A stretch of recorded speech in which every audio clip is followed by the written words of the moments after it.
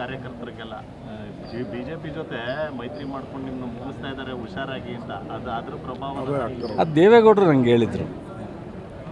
ದೇವೇಗೌಡರು ಹಿಂದೆ B J P ಜೊತೆ ಸವಾಸ ಮಾಡಿದಾಗ ನೋಡು ಚಲುವರಾಯಸ್ವಾಮಿ ನೀನು ನಿನ್ನ ಸ್ನೇಹಿತನವೇ ಹಿಂಗೆ ಮಾಡ್ಕೊಂಡಿದ್ದೀರಾ, ಯಾವ ಕಾರಣಕ್ಕೂ ನೀವು ಸಕ್ಸಸ್ ಆಗಲ್ಲ, ನೀವು ಫೇಲ್ ಆಗ್ತೀರಾ, ನೀವು ನಿಮ್ಮನ್ನು ಮುಗಿಸ್ತಾರೆ ಅವರು ಅಂತ ಹೇಳಿದರು. ಅದನ್ನು ಹೇಳಿದ್ದೆ ನಾನು. ಈಗ ರಿಫ್ಲೆಕ್ಟ್ ಆಗ್ತಾ ಇದೆಯಾ ಗೊತ್ತಿಲ್ಲ. ಈಗ ನೋಡ್ಬೇಕು ಕುಮಾರಸ್ವಾಮಿ ಅವರು ಈಗ ಯಾವ ಕಾರಣಕ್ಕೂ ನಾವು ಅವ್ರ ಮಂತ್ರಿ ಆಗಿರೋದ್ರಿಂದ ಅವ್ರಿಗೆ ಅನುಕೂಲ ಆಗಿದೆಯಲ್ಲ, ಮೈತ್ರಿ ಬಿಡೋದೇ ಇಲ್ಲ ಅಂತ ಹೇಳೋರಲ್ಲ.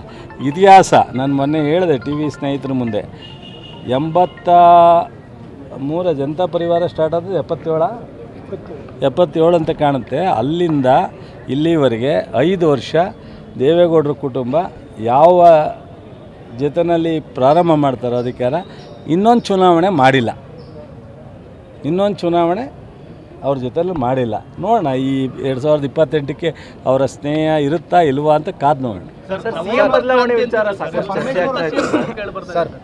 ಸರ್, ನಿಮ್ಮ ಪುತ್ರ ಒಂದೊಂದು ಹೆಜ್ಜೆಲ್ಲೂ ಕೂಡ ಸಕ್ಸಸ್ ಕಾಣ್ತಾ ಇದ್ದಾರೆ. ಮುಂದಿನ ರಾಜಕೀಯ ಬೆಳವಣಿಗೆ ಅವನೊಬ್ಬ ಸಾಮಾನ್ಯ ಕಾರ್ಯಕರ್ತ.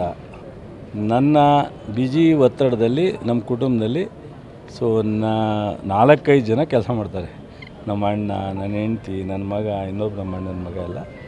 ನಾವು ಇಲ್ಲಿವರೆಗೆ ಯಾವುದೇ ನೇರ ಚುನಾವಣೆಗೆ ನಮ್ಮ ಕುಟುಂಬದಲ್ಲಿ ಬಂದಿರಲಿಲ್ಲ.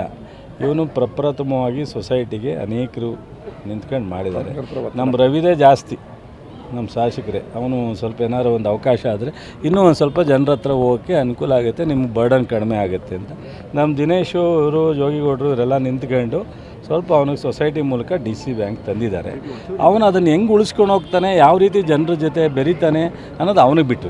ನಾನು ಇವತ್ತು ಅವನೇನೋ ಆಗ್ತಾನೆ, ಏನೋ ಬೆಳಿತಾನೆ, ಏನೋ ಹಿಂಗೆ ಆಗ್ತಾನೆ ಅಂತ ಹೇಳೋಕ್ಕಾಗಲ್ಲ. ಅವನು ಎಷ್ಟರ ಮಟ್ಟಿಗೆ ಜನರ ಜೊತೆ, ಲೀಡ್ರ್ಗಳ ಜೊತೆ ನಡ್ಕೊಂಡು ಹೋಗ್ತಾರೆ, ಅದ್ರ ಮೇಲೆ